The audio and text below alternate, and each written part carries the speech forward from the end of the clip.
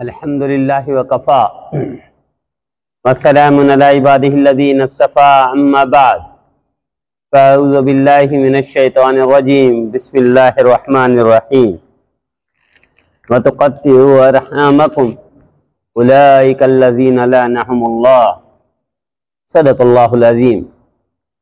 अल्लाहुम्मा सल्लि अला सय्यिदिना मुहम्मदिन व अला आलि सय्यिदिना मुहम्मदिन व बारिक व सल्लिम जज़ाल्लाहु तआला अन्ना मुहम्मदन मा हुवा अहलुहु। अल्लाहुम्मा सल्लि अला मुहम्मदिन फ़ी अव्वलि कलामिना अल्लाहुम्मा सल्लि अला मुहम्मदिन फ़ी औसति कलामिना अल्लाहुम्मा सल्लि अला मुहम्मदिन फ़ी आखिरि कलामिना। मेरे भाई और दोस्तों, अल्लाह ताला ने रमज़ान में आम बख्शिश का परवाना देना है हर मुसलमान को। लाखों लोगों की बख्शिश होती है रोज़ाना, लेकिन कुछ लोग इस रमज़ान में भी महरूम रहते हैं। उन महरूमों में एक वो है जो कता ताल्लुक करता है, कता रहमी करता है करीबी रिश्तेदारों से, ये भी महरूम रहता है। यानी अल्लाह बख्शिश का परवाना हर एक को दे देते हैं, फ्री में बांटते हैं बख्शिश। अल्लाह ताला रमज़ान इतना करम होता है अल्लाह का, सुबह शाम बख्शिश ही बख्शिश, हर दिन लाखों लोगों की, लाखों मुसलमानों की बख्शिश।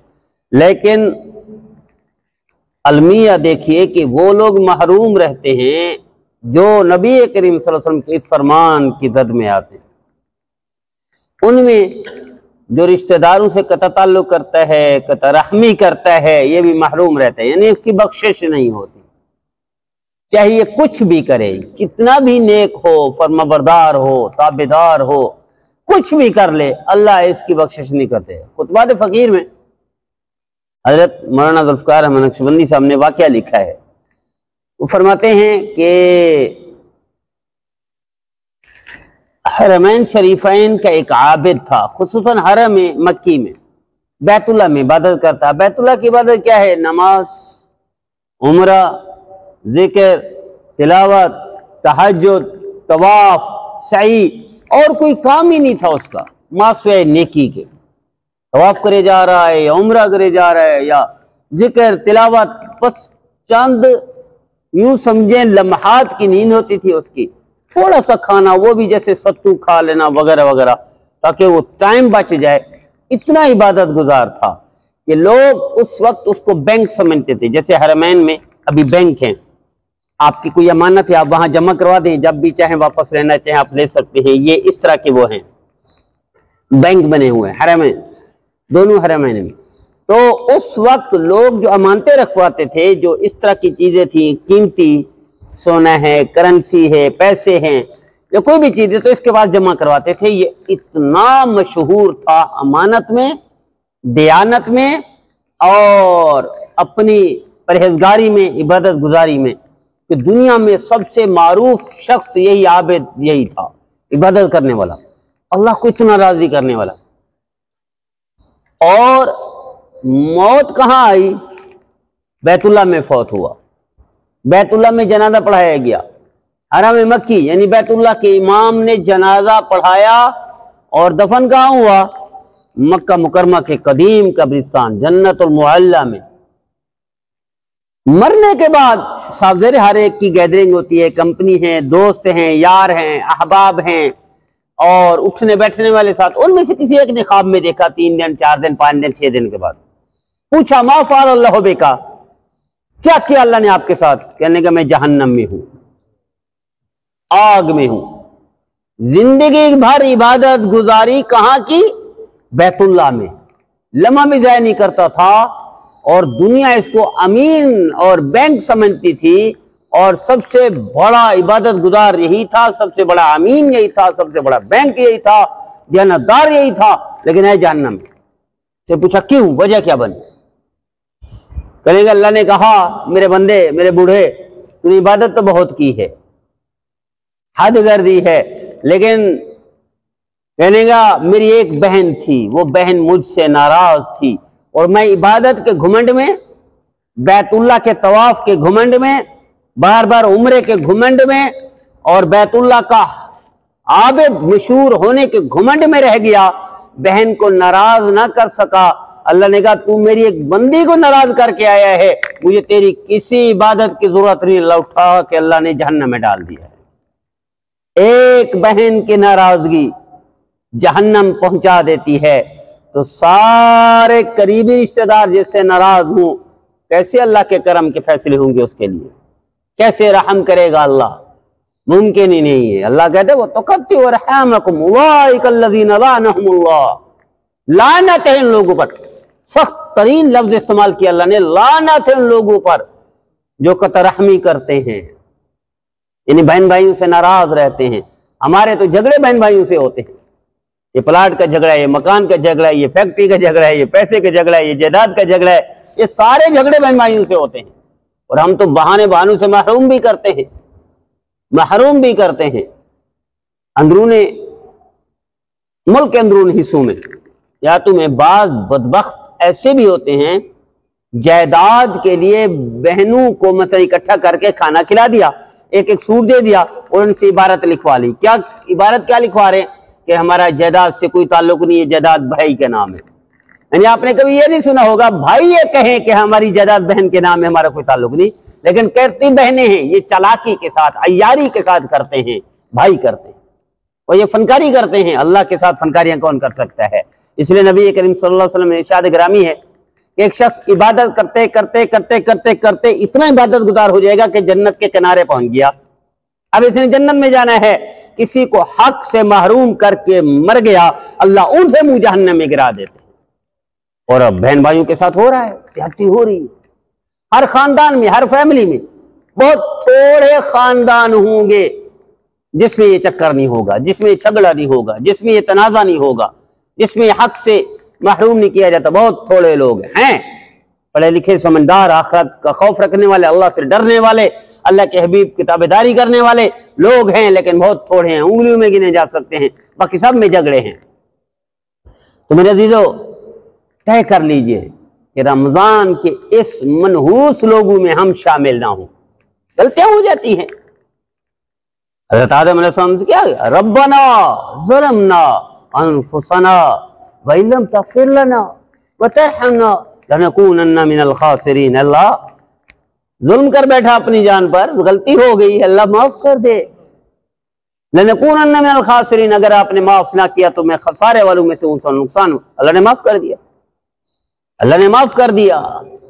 तो ये पैगाम था, हजरत आदम से शुरू किया अल्लाह ने कि अगर गलती हो जाए, कोताही हो जाए, हक तलफी हो जाए तो तौबा कर ले और उनका हक दे दे।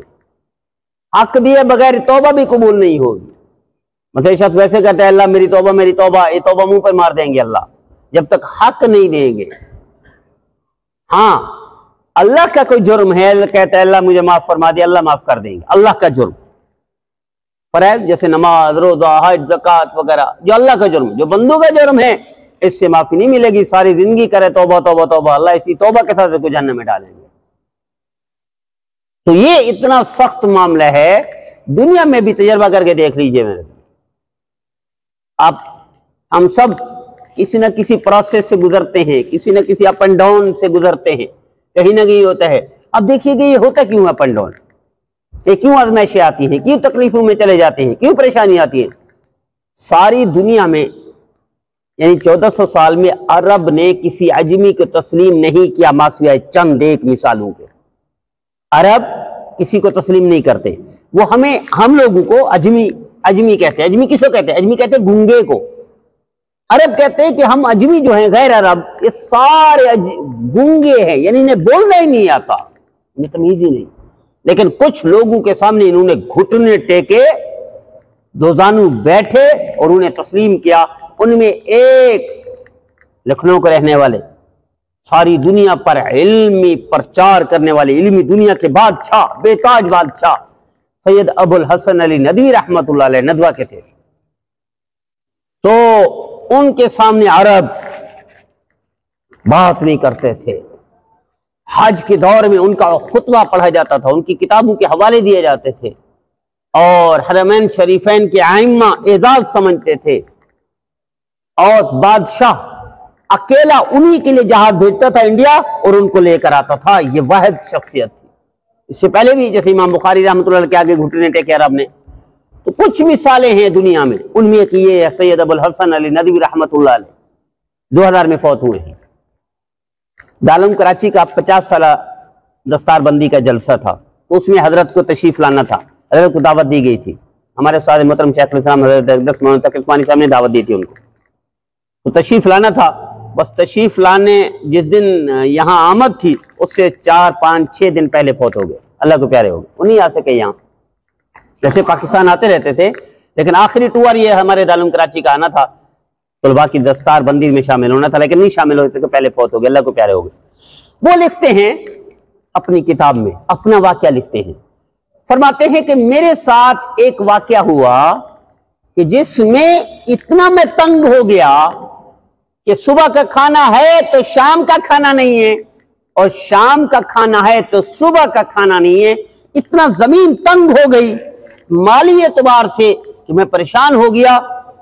फिर मैंने सोचा कि माजरा क्या है, माजरा क्या है, कि मेरी दुआएं कहां जा रही हैं, मेरी बातें कहां जा रही हैं, अल्लाह के आगे राज दुनिया। नबी करीम सल्लल्लाहु अलैहि वसल्लम तशरीफ लाए, सहाबा कराम बैठे थे, आपने इरशाद फरमाया निकल जाए वो शख्स जिसने कतरहमी की हो।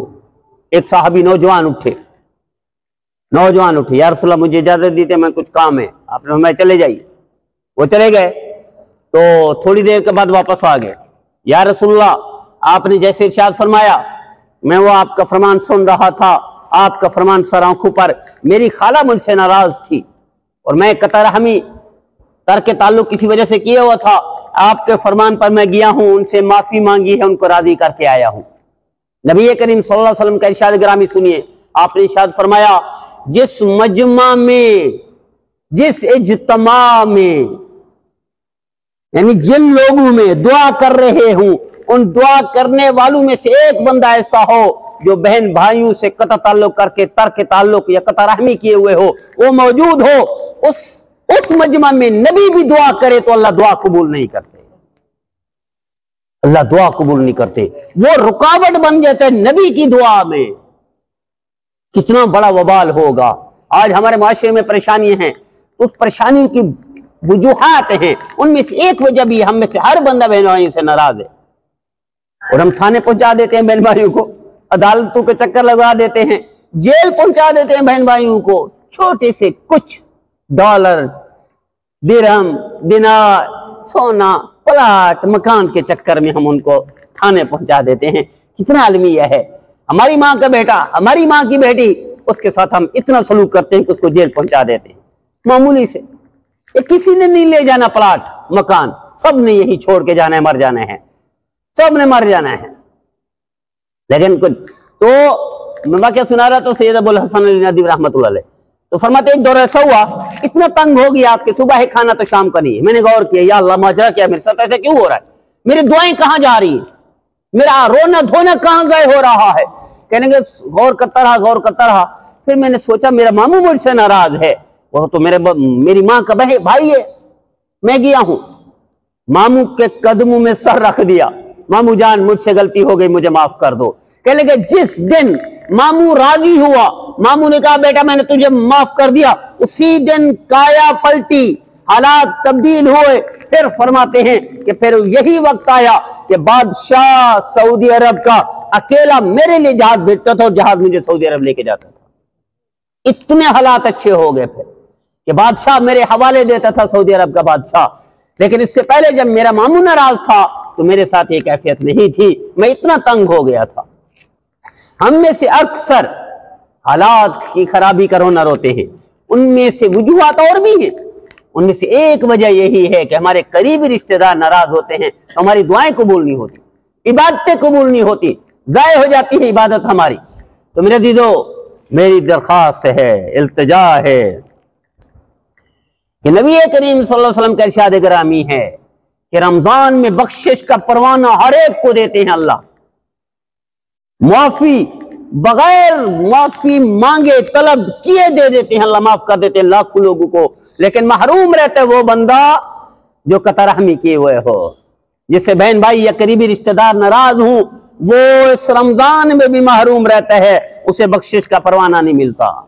आप अंदाजा कीजिए नबी करीम सल्लल्लाहु अलैहि वसल्लम के इरशाद ग्रामी, आपने इरशाद फरमाया कि अगर तुम्हें चाहिए तुम्हारे हालात माली अच्छे हो जाएं, अगर तुम्हें चाहिए, हदीस के अल्फाज और है, मैं उसकी तफसीर के वो कर रहा हूं, तुम चाहिए हालात अच्छे हो जाए माली तौर पर, तुम्हें चाहिए तुम्हारी उम्र बढ़ जाए, जिंदगी ज्यादा कर दे अल्लाह, तो हुजूर ने फरमाया तुम अपने करीबी रिश्तेदारों से साथ अच्छा सलूक करो, अल्लाह तुम्हारी उम्र में भी इजाफा कर देगा, तुम्हारी पोजीशन भी बेहतर कर देगा। नबी करीम सल्लल्लाहु अलैहि वसल्लम का फरमान, अर्श फर्श तब्दील हो सकता है, सूरज चांद तब्दील हो सकता है, पूरी निजाम कायनात रोक सकता है। नबी करीम सल्लल्लाहु अलैहि वसल्लम के फरमान में अप एंड डाउन नहीं हो सकता। जो आपने फरमा दिया वो हर्फ आखिर है, वो कतई बात है, वो होकर रहेगा जो मेरे नबी ने फरमाया। इसलिए नबी करीम सल्लल्लाहु अलैहि वसल्लम को कितना तकलीफें दी रिश्तेदारों ने। सबसे पहला पत्थर अरब की दुनिया में मेरे नबी को चच्चा ने मारा है। तब्बन का अलिहाजा जमातना, अल्लाह को इतनी गैरत आई, जो अल्फाज इस्तेमाल किए थे चच्चा ने, उसी अल्फाजों के साथ अल्लाह ने सूरत उतार दी, लानत शख्स पर जिसने मेरे हबीब को पत्थर मारा है। तब्बत यदा अबी, उसने कहा तब्बन का अलिहाजा जमातना, ये अबू जहल ने अल्फाज इस्तेमाल किए, और चच्चा है मेरे नबी का।